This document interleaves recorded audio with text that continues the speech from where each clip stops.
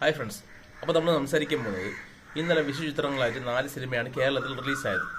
1 ബസൂക്കയും, 2 നമ്മുടെ നെസ്ലിൻ നായകനാകുന്ന Alappuzha ജിംഖാനയും, 3 മരണമാസം, 4 good bad ugly എന്ന അജിത്ത് സിനിമയും.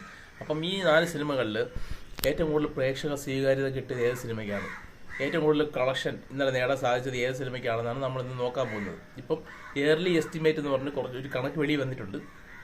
അതിൽ വലിയ മാറ്റം വരാനുള്ള സാധ്യതയില്ല, കാരണം ഏകദേശ കണക്ക് അങ്ങനെ തന്നെയാവും വരുന്നതെന്നാണ് അറിയാൻ സാധിച്ചത്.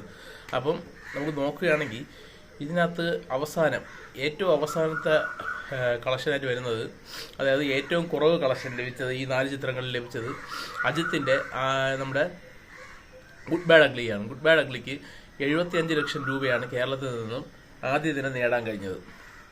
അതിന് തൊട്ട് മുമ്പിൽ നിൽക്കുന്നത്, അതായത് 3-ാം സ്ഥാനത്ത് നിൽക്കുന്നത് മരണമാസമാണ്. മരണമാസത്തിന് 1,05,00,000 രൂപയാണ് ആദ്യ ദിനം നേടാൻ സാധിച്ചത്.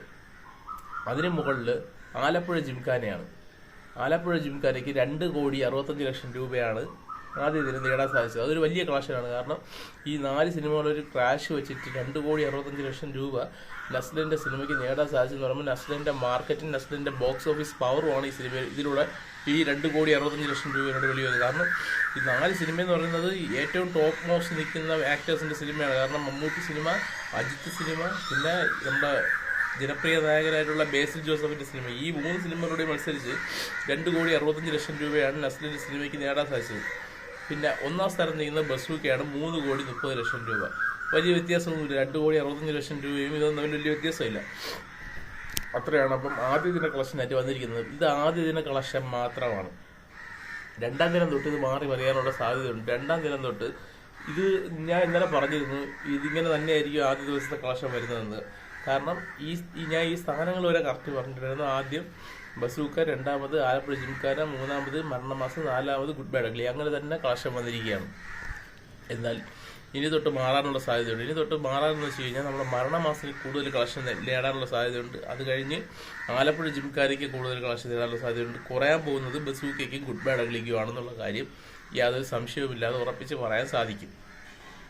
അപ്പം എത്രത്തോളം കളക്ഷൻ ഇവർ എത്തി, ചിലപ്പോൾ ആലപ്പുഴ ജിംഖാനയും മരണമാസം തമ്മിലായിരിക്കും മത്സരം നടക്കാൻ പോകുന്നത്. കാരണം 2 സിനിമയ്ക്ക് നല്ല റിവ്യൂ ലഭിക്കുന്നുണ്ട്. മരണമാസത്തിന് ഒരിടത്തുനിന്നും ഒരു നെഗറ്റീവ് റിവ്യൂ ഇല്ല.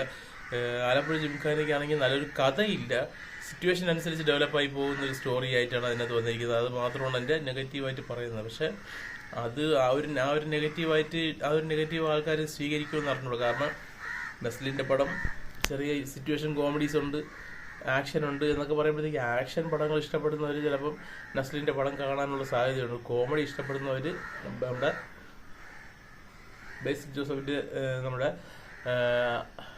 ബേസിൽ ജോസഫിൻ്റെ മരണമാസം കാണാനുള്ള സാധ്യതയുണ്ട്. അപ്പം എനിക്ക് തോന്നുന്നത് ഇതിനകത്ത് ഇനി ഈ തിങ്കളാഴ്ച തൊട്ട് ബസൂക്കയുടെ കളക്ഷൻ വലിയ രീതിയിൽ കുറയാനുള്ള സാധ്യതയുണ്ട്. കാരണം ഇപ്പം തന്നെ ഇത് മൂന്നാം സ്ഥാനത്താണ് നിൽക്കുന്നത്. കാരണം ഗുഡ് ബാഡ് അഗ്ലിക്ക് തൊട്ട് മുകളിലാണ് ഇപ്പം ബസൂക്ക നിൽക്കുന്നത്. കാരണം ടോപ്പ് മരണമാസം, 2-ാമത് ആലപ്പുഴ ജിംഖാനയാണെന്നുള്ള കാര്യത്തിൽ യാതൊരു സംശയവുമില്ല. ആദ്യ ദിന കളക്ഷൻ നോക്കണ്ട, അത് മമ്മൂട്ടിയാണ്, നസ്ലിനാണ്, ആ ഒരു വ്യത്യാസം കാണും.